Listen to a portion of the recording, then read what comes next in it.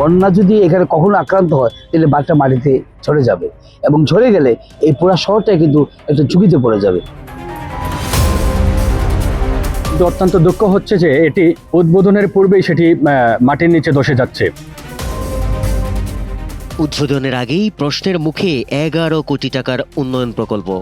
বিভিন্ন পাকা স্থানে দেখা দিয়েছে ফাটল, উঠে এসেছে রড, খুলে পড়েছে টাইলস, কোথাও কোথাও দেবে গেছে মাটি। এর সঙ্গে ওয়াকওয়ের শতাধিক বাতি চুরির অভিযোগে আরও বেড়েছে অব্যবস্থাপনার প্রশ্ন। কোটি কোটি টাকা ব্যয়ে নির্মিত মনু রিভার ভিউ প্রকল্পে এমন চিত্রে ক্ষুব্ধ স্থানীয়রা। শহর রক্ষা বাঁধের নিরাপত্তা নিয়েও দেখা দিয়েছে শঙ্কা।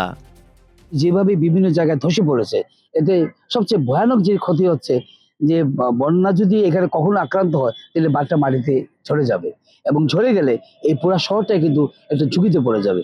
আমরা মনে করি এই বিষয়ে সংশ্লিষ্ট কর্তৃপক্ষের তদারকি প্রয়োজন। কিন্তু অত্যন্ত দুঃখ হচ্ছে যে এটি উদ্বোধনের পূর্বেই সেটি মাটির নিচে ধসে যাচ্ছে।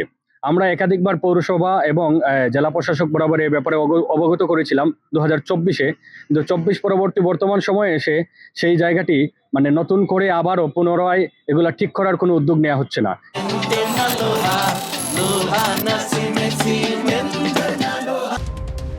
মৌলভীবাজার শহরের মানুষের দীর্ঘদিনের বিনোদনের চাহিদা পূরণে প্রায় 11 কোটি টাকা ব্যয়ে নির্মাণ করা হয়েছিল এই প্রকল্প। কিন্তু উদ্বোধনের আগেই ধরা পড়েছে নানা ত্রুটি। সময়ের সঙ্গে বাড়ছে ফাটল ও ধসের বিস্তার।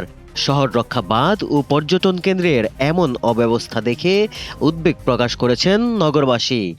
শরীরচর্চার একটা বড় একটা জায়গা হচ্ছে এই ওয়াকওয়ে, আর সেই ওয়াকওয়ে অনেক স্ল্যাব ভেঙে পড়েছে, অনেক জায়গা দেখা গেছে এখানে যেটা ভাঙার কথাও না সেটাও ভেঙে পড়ছে। তো আমি মনে করি এই উদ্বোধনের আগেই যদি এই অবস্থা হয় তাহলে সেটা আমাদের জন্য দুঃখজনক। যদিও আমাদের মৌলভীবাজারবাসীর এটার কোনো বিকল্প নাই, ওয়াকওয়ের কোনো বিকল্প নাই। উদ্বোধনের আগেই কোটি কোটি টাকার এই প্রকল্পে বিভিন্ন ত্রুটির কথা স্বীকার করেছেন পৌর প্রকৌশলী। বিষয়টি খতিয়ে দেখে প্রয়োজনীয় ব্যবস্থা নেওয়ার কথা জানিয়েছেন এই কর্মকর্তা। তখন আস্তে আস্তে আমরা উইফল দিয়ে যে বালুটা পানি যখন ঢুকছে বন্যা, তখন উইফল থেকে কিছু অংশে বালু বেরিয়ে গেছে।